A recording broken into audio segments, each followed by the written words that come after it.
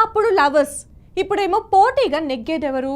సాధారణంగా హీరోల మధ్య బాక్స్ ఆఫీస్ వద్ద పోటీ ఉంటుందన్న విషయం అందరికీ తెలిసిందే. అయితే ఒక హీరోయిన్ మధ్య పోటీ నెలకొనడం కాస్త ఆసక్తికరంగా మారింది. ఒకప్పుడు ఇద్దరు ఒకే సినిమాలో ప్రేమికులుగా నటించి అందరినీ ఆకట్టుకున్నారు. అయితే ఆ ఇద్దరే ఇప్పుడు సక్సెస్ కోసం ఆరాటపడ్డమే కాకుండా బాక్స్ ఆఫీస్ వద్ద పోటీకి దిగుతున్నారు.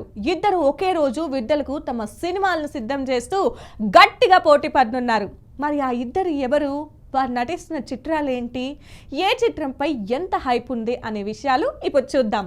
2016లో కిషోర్ తిరుమల దర్శకత్వంలో 70 రవికిషోర్ నిర్మించిన చిత్రం నేను శైలజ. ఇందులో రామ్ పోతినేని, కీర్తి సురేష్ జంటగా నటించారు. అలాంటి ఈ ఇద్దరు ఇప్పుడు నవంబర్ 28న బాక్స్ ఆఫీస్ వద్ద పోటీ పడబోతున్నారు.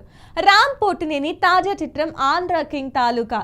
ఇదిలా ఉండగా మరోవైపు మహానటి కీర్తి సురేష్ రివాల్వర్ రీటాతో ప్రేక్షకుల ముందుకు రాబోతుంది.